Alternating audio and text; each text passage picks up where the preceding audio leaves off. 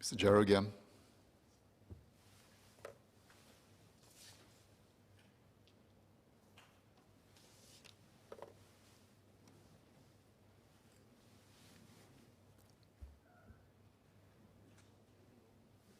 Mr. Speaker, the climate situation is a looming crisis that has been growing in urgency for some time. United Nations Secretary General Antonio Guterres highlighted the severity of the problem during the Climate Ambition Summit in December 2020. The world is 1.2 degrees Celsius hotter than it was before the Industrial Revolution. And if current trends continue, global temperatures will rise by 3 degrees Celsius by the end of this century. Mr. Guterres noted that the G20 nations have spent 50% more of their respective stimulus packages on fossil fuel production and consumption than on low-carbon energy. He called on all leaders worldwide to declare a state of climate emergency in their countries until carbon neutrality is reached, noting that some 38 countries have already done so. As a tropical island state, Singapore is particularly vulnerable to rising sea levels and changes in weather patterns resulting from climate change. Given the way our economy is intertwined with the global economy, disruptions resulting from climate change in other parts of the world could well have a deleterious effect on our country as well. For example, on our food security. The government has already recognized these risks. It is thus important for Parliament to acknowledge that our country is in a climate emergency in order to further focus our national priorities on mitigating and adapting to climate change. The ongoing COVID-19 pandemic has hit the global economy hard. However, the crisis has also provided an opportunity for us to reshape our fractured economy. We have a chance to develop industrial sectors which are less destructive to the environment and thus enhance our overall resilience. We can rebuild our economy to be greener by introducing and improving measures such as 1. The provision of grants, loans, and tax relief directed towards green transport, the circular economy, and clean energy research. 2. Financial support to households and businesses for energy efficiency improvements and renewable energy installations. And 3. New funding and programs to create jobs and stimulate economic activity in green industries. There are other steps that we can take towards reshaping our economy in this fashion. The government is aiming to fully electrify transport by 2040. Can we be more ambitious and bring forward our timeline to 2030? Norway is aiming to reach this milestone by 2025, and the UK and Germany have aimed to do so by 2030. In fact, Norway is very much on track to do so, and has just become the first country in the world where electric car sales outstrip those powered by other means. Our 10-year COE system makes it easier than in most countries to have a fully electric automobile fleet earlier. In the last few weeks, we have seen an outpouring of support for the conservation of Clementi and Ulu Pandan forests. Rather than using our limited remaining forests for urban development, we should look first into redeveloping existing industrial land and golf courses instead. Our workers are the backbone of our economy. It is crucial that we find ways to leverage on our manpower resources to develop a talent pipeline for the green economy. The hard reality is many industries, particularly those in the fossil fuel-related sectors, will be hard hit. Royal Dutch Shell's pivot away from crude oil towards a low-carbon slate of fuels will cost Singapore 500 jobs and half of the processing capacity in Pulau Bukom in the next 3 years, while ExxonMobil, BP, and Chevron will be cutting their global workforces as well. Keppel Offshore and Marine recently announced that it will be pivoting away from its offshore rig business to clean energy, in large part due to depressed global oil demand. More than 10,000 workers will be impacted by this move, and it remains unclear how many will end up losing their jobs. The International Labour Organization, in its Guidelines for a Just Transition towards Environmentally Sustainable Economies and Societies, recommended several active labour market policies such as 1. Helping enterprises and workers transition to the green economy by facilitating access to jobs employment and training. 2, giving particular attention to workers at risk of unemployment in industries affected by climate change, including those in the informal economy.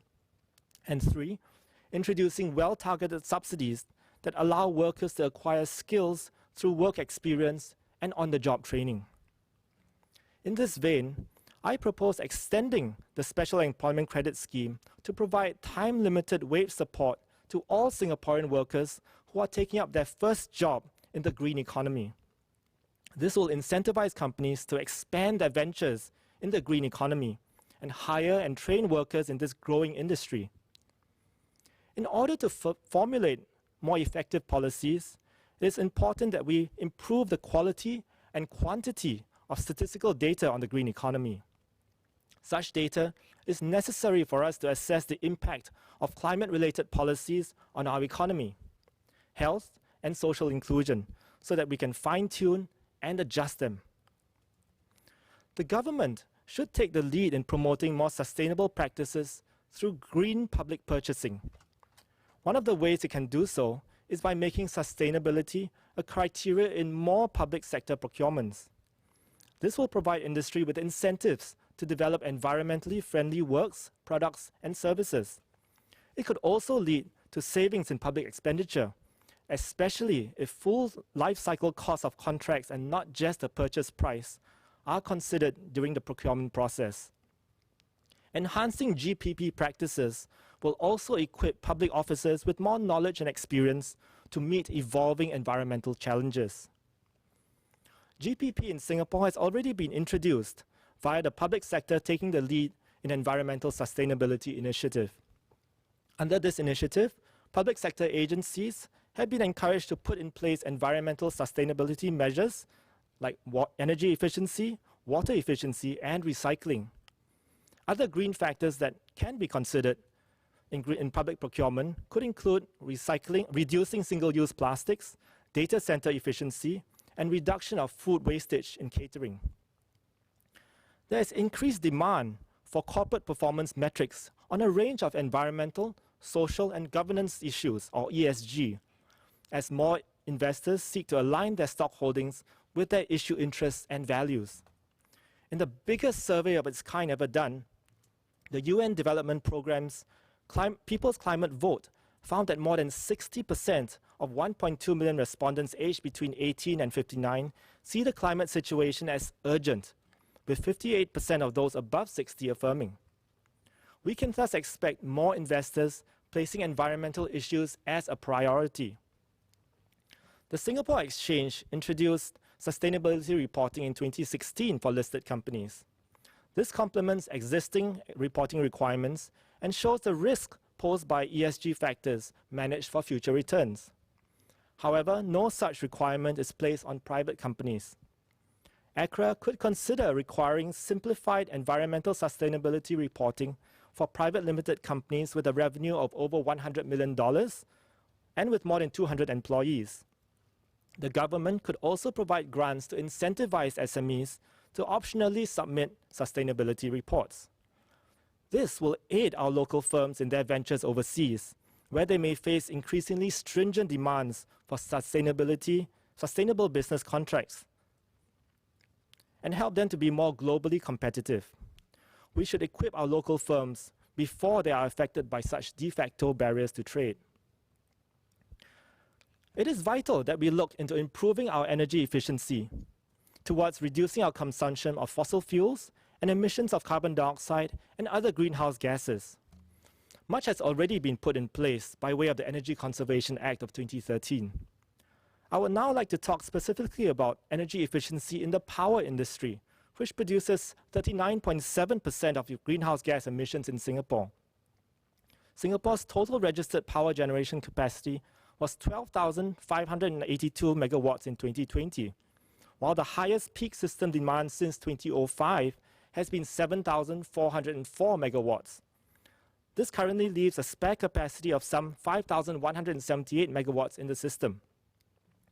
Combined cycle gas turbines, or CCGTs, operate at a lower thermal efficiency when partially loaded. For example, the Alstom GT26 gas turbine CCGT of which there are several in Singapore plants, has a thermal efficiency of 59% at full load, but suffers a 14 percentage point drop in efficiency at a 30% part load. Given that the power industry is the single largest source of Singapore's greenhouse gas emissions, even a small efficiency gain will reap a significant greenhouse gas abatement. Based on EMA data, the average thermal efficiency of power plants in Singapore in 2019 was about 50%. Can efficiency be increased by operating gas turbines at a higher average part load? For example, a 4 percentage points improvement in thermal efficiency of power plants will reduce CO2 emissions by 1.65 million tons of CO2 equivalent, or about 5% of Singapore's 2050 CO2 reduction target. It will also save almost $100 million a year in natural gas costs at current prices. In this regard, I would like to know if the EMA has looked into what impact the power generation sector's overcapacity has on energy efficiency of the power generation sector in Singapore, and whether it has explored ways to increase average part loads and therefore improve the thermal efficiency of our power plants. Given the deregulated market mechanisms that are currently in place, I acknowledge that this will be a challenging task. However, given the potential benefits to be gained, surely we can find a way towards a win-win solution. For example, is it possible to maintain the present deregulated system but revert to some form of efficiency-driven central load dispatching? The final point I'd like to make is on creating an innovation-oriented sustainability strategy. Environmental protection has traditionally been the domain of governments, which set the regulatory framework and push it down to industries and households to comply. However, as Yale environmental studies professor Daniel Esty pointed out in his article, Red Lights to Green Lights, this command and control framework is now widely recognized as slow and inefficient. The government does most of the work of spotting problems, analyzing causes of various harms, spelling out standards, and requiring specific technologies to be adopted by particular industries.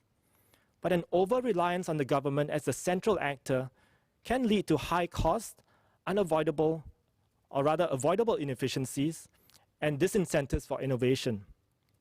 Instead, more government incentives should be put in place to encourage broad engagement in environmental problem solving that draws on all stakeholders, including companies, entrepreneurs, academics, civil society activists, and ordinary citizens in the pursuit of a sustainable future. These practical incentives will induce innovation and help embed a green mindset in all firms and households.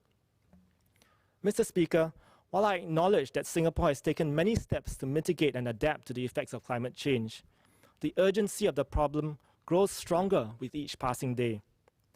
I've suggested today some ways to enhance our efforts to integrate more environmentally friendly and sustainable practices in our firms and households. Given the urgency of the climate situation, I call for the House to acknowledge that a state of climate emergency exists in Singapore. So I thank Mr. Louis Ng for tabling this motion, and I support the amendments to the motion proposed by the member for Hougang, Mr. Dennis Tan. Thank you.